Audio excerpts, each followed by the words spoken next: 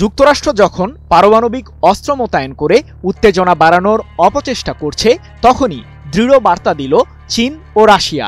অত্যাধুনিক anti submarine বিমান দিয়ে আকাশ থেকে শত্রুপক্ষের অবস্থান নিশ্চিত করে গুড়িয়ে দিতে প্রস্তুত দুই পরাশক্তি। যুক্তরাষ্ট্রের উস্কানিমূলক পারমাণবিক কৌশলের জবাবে চীন রাশিয়ার সংঘবদ্ধ শক্তি যেন আকাশে বাতাসে গর্জে উঠেছে। সাবমেরিন ধ্বংসে ব্যবহৃত উচ্চ ক্ষমতা সম্পন্ন বিমান নিয়ে জাপান সাগরের আকাশ জুড়ে শুরু হয়েছে নজিরবিহীন মহড়া। কৌশলগত সামরিক মহড়ার মাধ্যমে বার্তা দেওয়া হলো, তাদের আঞ্চলিক নিরাপত্তা ও সম্মান নিয়ে কেউ খেলতে এলে দাঁত ভাঙা জবাব অপেক্ষা করছে।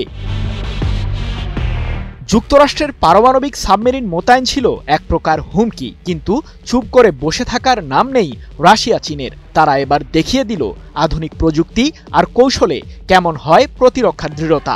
এই মহড়ার পর আর কেউ তাদের সামরিক সক্ষমতাকে খাটো করে দেখার সাহস পাবে না।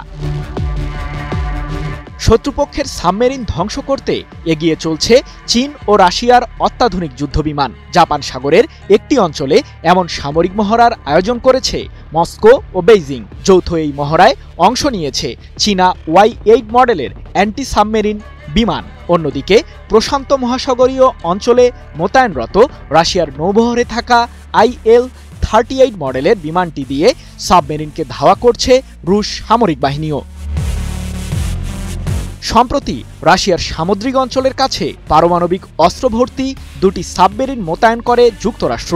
ইউক্রেনের বিরুদ্ধে জোরপূর্বক যুদ্ধবিরতিতে যেতেই সামরিকভাবে রাশিয়াকে চাপ প্রয়োগের দিকেই অগ্রসর হয়েছেন মার্কিন প্রেসিডেন্ট ডোনাল্ড ট্রাম্প।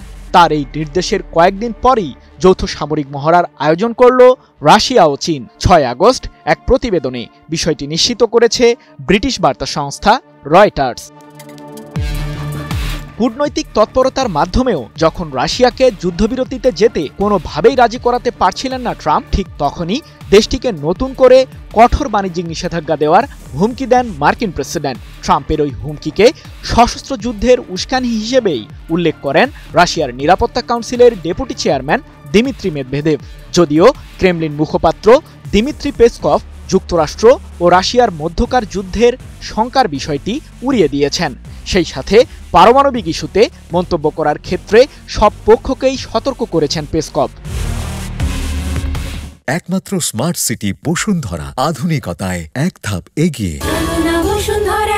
এর আগে 2022 সালে ইউক্রেনের বিরুদ্ধে রাশিয়ার সামরিক সংঘাত শুরুর পূর্বে চীনের সাথে একটি কৌশলগত চুক্তি করে মস্কো, যার মাধ্যমে দুই দেশ তাদের সশস্ত্র বাহিনীর মাঝে বিভিন্ন সামরিক মহড়ার আয়োজন করে আসছে। মূলত পশ্চিমাদের একটি প্রতিরোধমূলক সংকেত পাঠাতেই এমন পদক্ষেপ গ্রহণ করে বেইজিং ও মস্কো। সৃজন মাহমুদ, নিউজ 24।